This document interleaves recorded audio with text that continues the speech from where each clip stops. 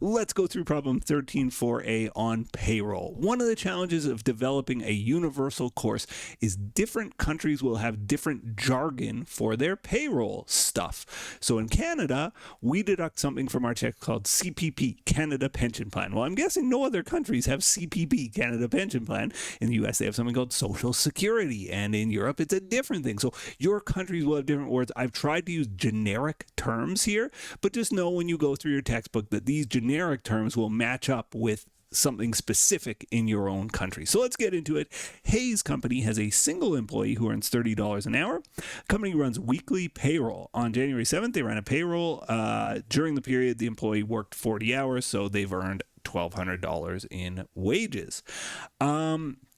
The company withholds the following amount from the employee's pay. So if you ever looked at your own checks, you'll know you earn $1,200. You don't get paid $1,200. You get paid some amount lower than that. So they withhold taxes, government pension plan. So again, that's CPP in Canada, Social Security in the States, some other thing. Unemployment insurance, we call that EI, and they withhold some union dues.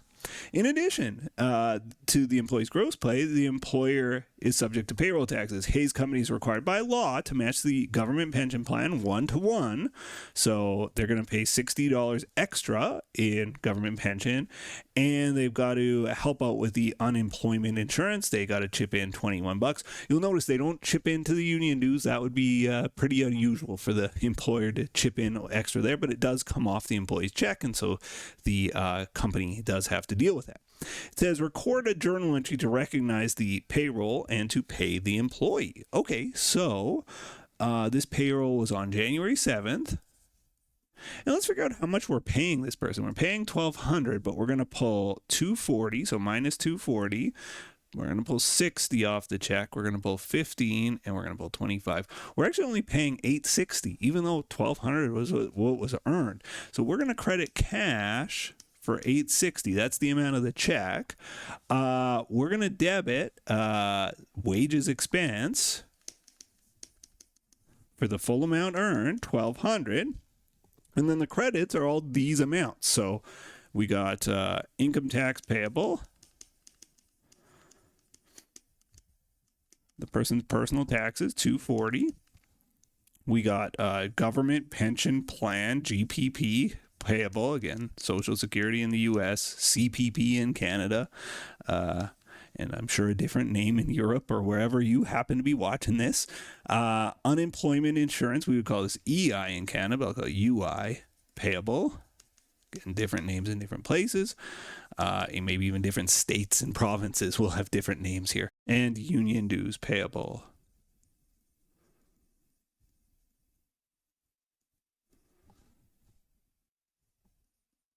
And if you add it up, debits equal credits, and there's our journal entry for the check.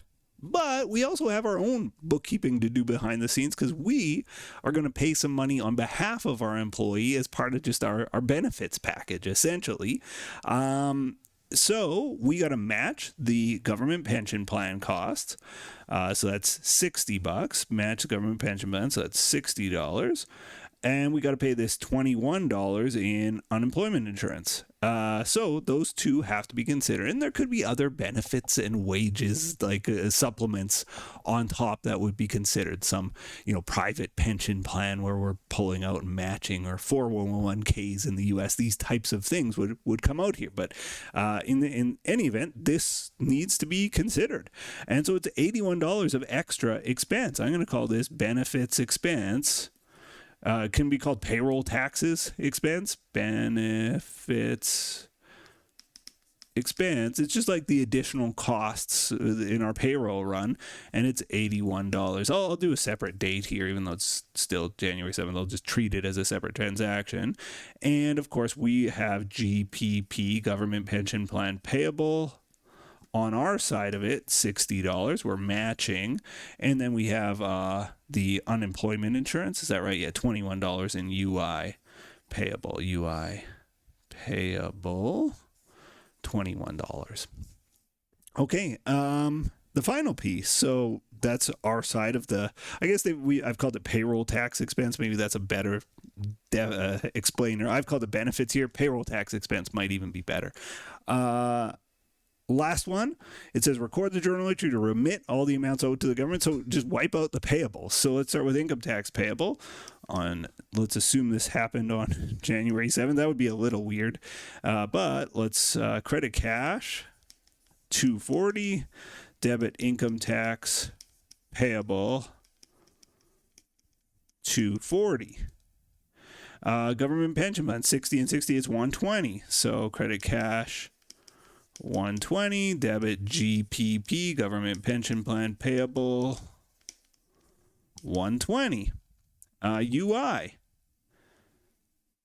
debit UI payable, credit cash. You may be saying, well, what about the amount owed to the union, right? And we would pay that. It says remit all amounts owed to the government, income tax, pension, and unemployment. So we live off, we would ship the union their share of the money too. We're not withholding it from them. It's just not asked in the question. If it were, we would just obviously debit union dues payable in a separate transaction and credit cash for that amount, $25. So there you go at that point. So that wasn't asked in the question, so I wouldn't include it here. It's not necessary for part C. There's A, B, and C, and you consider this one a little bit of a bonus, if I can spell the word bonus. There you go, though. We've solved 13-4A. As always, thanks for being here. Thanks for watching, and I'll see you in the next video. Bye-bye. The next video in our series is right up here, and if you want a supercut of all of the videos in this series, that's the one down below.